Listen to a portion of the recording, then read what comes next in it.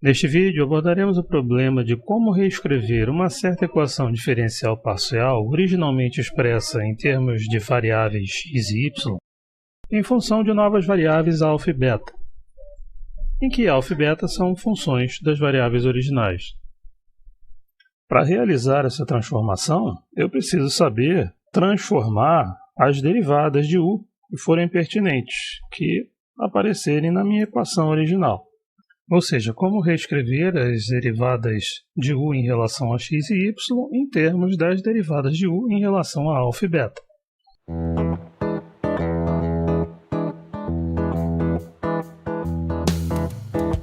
Neste vídeo vou usar como exemplo a equação de onda. Considere então uma equação desta forma nas variáveis x e t e considere também uma transformação de variáveis desta forma.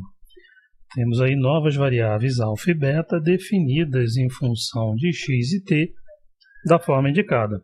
Alfa é x mais vt e beta x menos vt, em que v é o mesmo parâmetro que aparece ali na equação diferencial.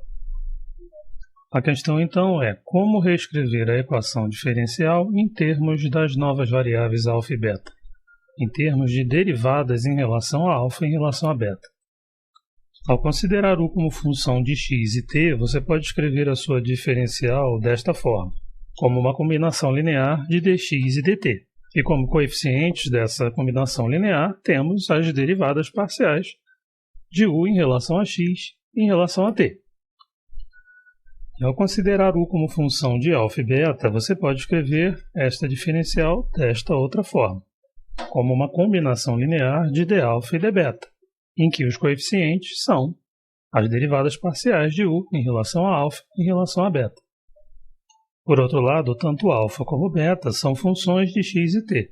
Portanto, d-alfa pode ser escrito como uma combinação linear de dx e dt, em que os coeficientes são as derivadas parciais de alfa em relação a x e em relação a t. E d-beta também pode ser escrito como combinação linear de dx e dt, com os coeficientes dados pelas derivadas parciais de beta em relação a x e em relação a t, respectivamente.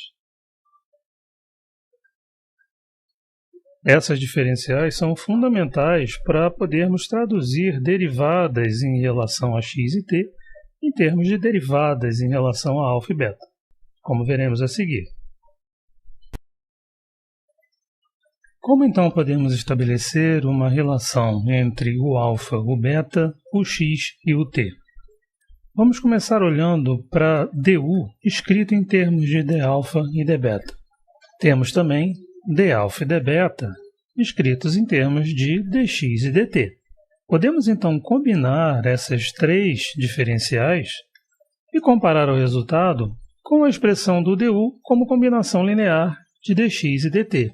E aí, então, obter as relações entre essas derivadas. O primeiro termo desta expressão do du é o alfa d-alfa.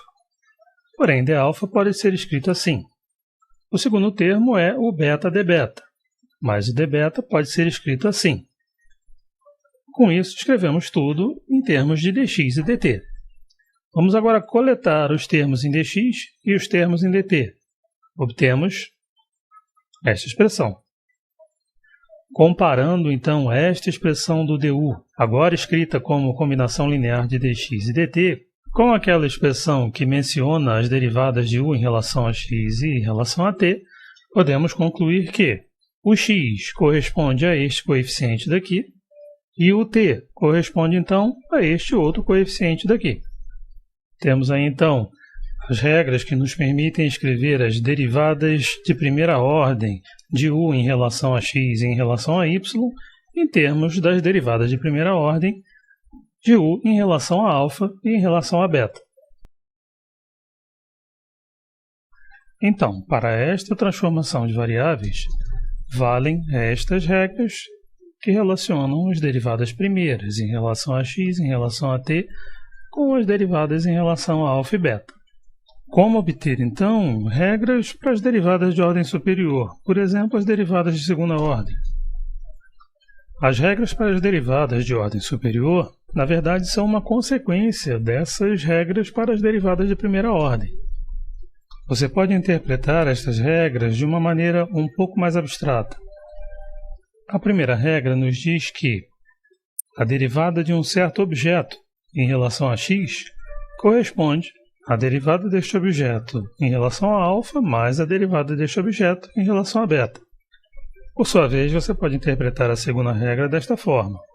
A derivada de um certo objeto em relação a t corresponde a v que multiplica a derivada deste objeto em relação a alfa menos a derivada deste objeto em relação a beta. Considere este objeto como sendo a função mu e você vai obter as regras que obtivemos anteriormente. Como você pode usar isso, então, para obter a derivada segunda de u em relação a x, por exemplo, em termos de derivadas de u em relação a alfa em relação a beta?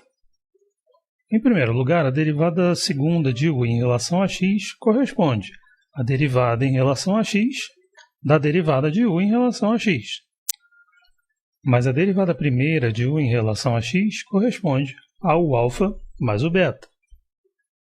Você tem aí agora a derivada de uma soma. Pode escrever isso como a soma das derivadas. Nesta expressão agora, temos as derivadas em relação a x de dois objetos distintos, o alfa e o beta. Vamos usar novamente as regras para as derivadas de primeira ordem, porém interpretadas daquele modo mais abstrato. Para esta primeira parcela, temos a derivada de u alfa em relação a x. Então, considere o objeto em questão como sendo o alfa. Seguindo a regra de derivação em relação a x, você obtém esta expressão. Para esta segunda parcela, você vai usar a mesma regra, porém mudando o objeto. Agora o objeto em questão é o beta. Você obtém esta expressão. Observe que agora não há mais referências a derivadas em relação a x ou y, apenas derivadas em relação a alfa e beta. Você pode escrever esta expressão assim, e considerando ainda que o alfa-beta é a mesma coisa que o beta-alfa, pode finalmente escrever a expressão de u xx em termos de derivadas de u em relação a alfa e em relação a beta. Vamos agora utilizar o mesmo procedimento para expressar u xt em termos de derivadas de u em relação a alfa e em relação a beta. Você pode escrever essa derivada segunda como sendo a derivada em relação a t da derivada de u em relação a x.